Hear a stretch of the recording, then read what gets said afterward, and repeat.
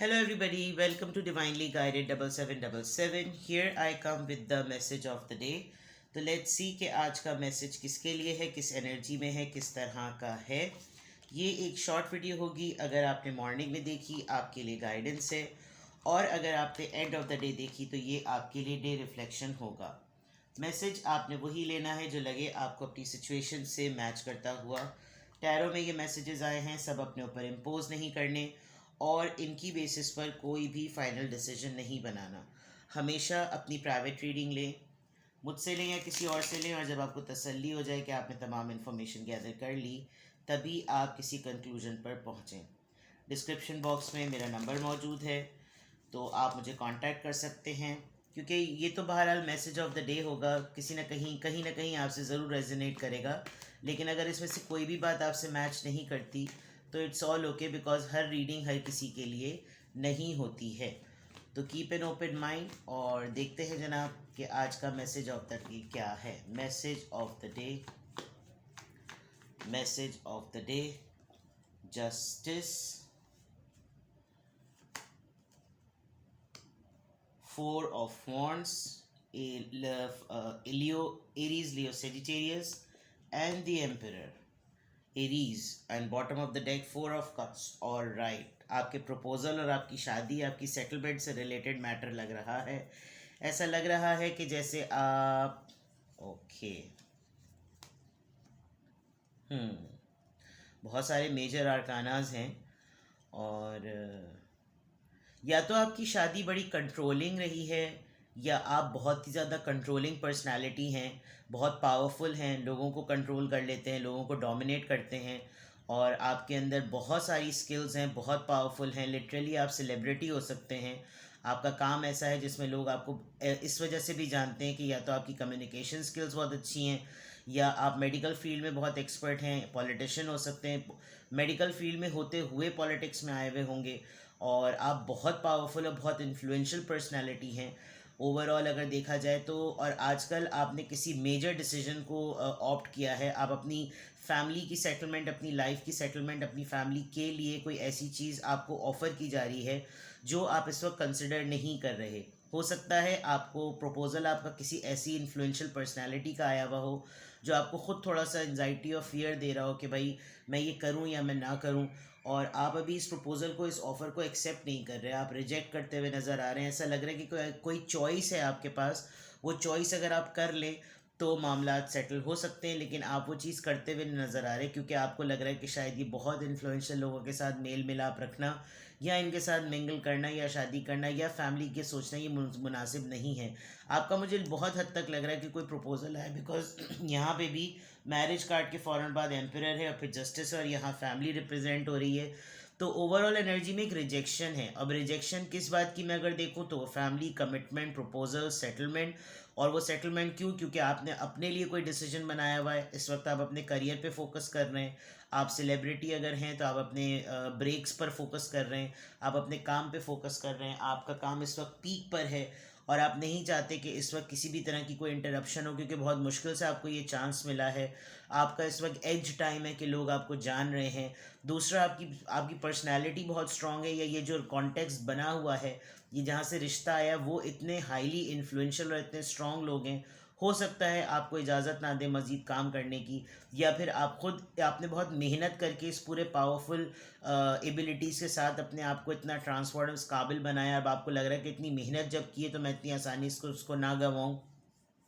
दूसरा, with this strength card, आप, मैंने जैसे पहले भी बताया, आप नर्सिंग में, मेडिसिन में, डॉक्टरेट में, डेंटल केयर में कुछ ऐसे हो सकते हैं कि बड़ी मुश्किल से आप बड़े मुज़ोर लोगों को कंट्रोल करते होंगे, जो कि पेशेंट भी हो सकते हैं, पब्लिक भी हो सकती है। बट आपका काम इस तरह का, और इस तरह में होने में आपको एक लीडरशिप, एक पोजीशन, एक डेजिग्नेशन मिली हुई है। आप डीन हो सकते हैं, आप किसी मेडिकल यूनिवर्सिटी के डीन हो सकते हैं, और डायरेक्टर हो सकते हैं, मेडिकल डायरेक्टर हो सकते हैं। लेकिन जो भी है, आपकी पोजीशन बैक, मतलब पीछे से बहुत स्ट्रॉन्ग आ रही है।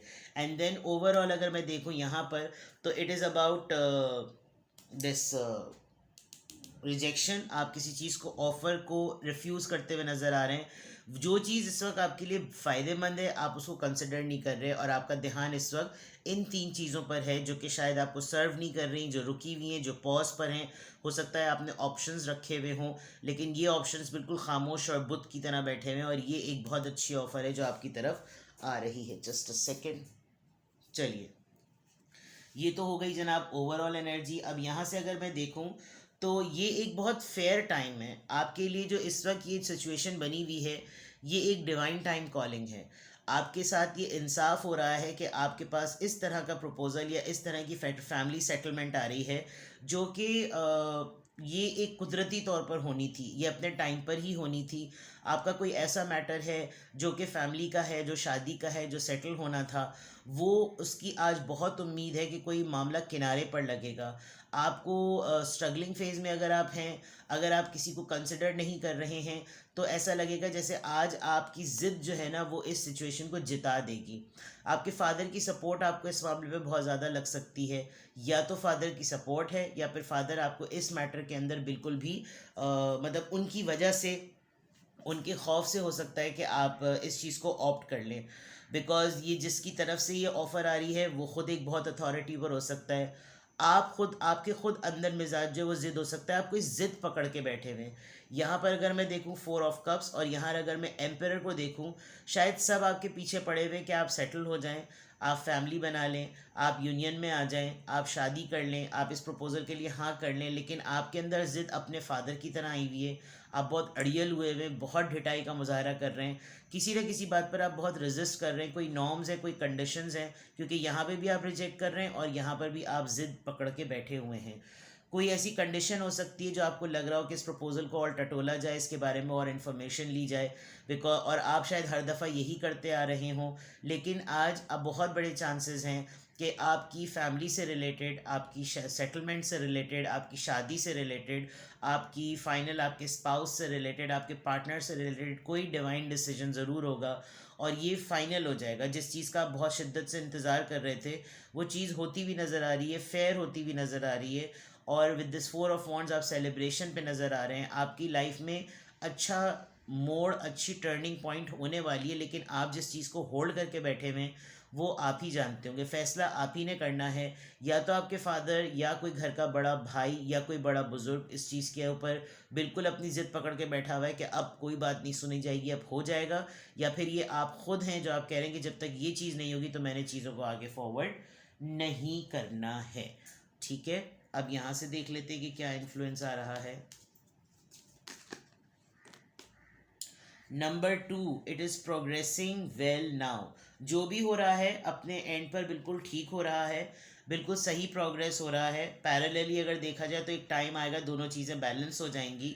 और नंबर 2 यूनियन का और एंजल प्रोटेक्शन का नंबर होता है कि एंजल्स आपके साथ हैं, आप डिवाइनली गाइडेड हैं, आपको एंजल्स गाइड कर रहे हैं। आपकी अपनी गट फीलिंग, आपकी इंट्यूशंस आपको आंसर कर रही होगी कि जो भी आप सोच रहे हैं, प्लान कर रहे हैं, वो चीज़ें बिल्कुल ठीक हो रही हैं।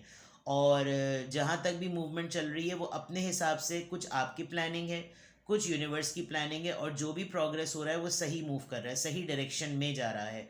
तो you don't need to worry much के जो है या तो ये 2 दिन में होगा या इसमें 2 हफ्ते लगेंगे। लेकिन इसका आउटकम जो भी होगा वो पॉजिटिव ही होगा, क्योंकि ये प्रोग्रेस जो है वो सही कर रही है, इसकी ग्रोथ जो है वो एज़ पर प्लान हो रही है। हो सकता है आपने अपनी फैमिली से कोई डेडलाइन मांगी हो, कोई सर्टेन ड्यूरेशन मांगा हो कि मुझे इतना टाइम दे दें, इतने टाइम में अगर ये चीज़ हो गई तो वेल एंड गुड, अदरवाइज़ मैंने आप लोगों की बात मान लेनी है। ठीक है, तो अब देख लेते हैं कि किस एंजल नंबर से क्या अफर्मेशन आ रही है, किस एंजल नंबर से क्या अफर्मेशन आ रही है। एंजल नंबर ही आ गया खुद, 111, I am creative. Angels are ready to fully support you in this endeavor so that you can co-create with the universe a life you love.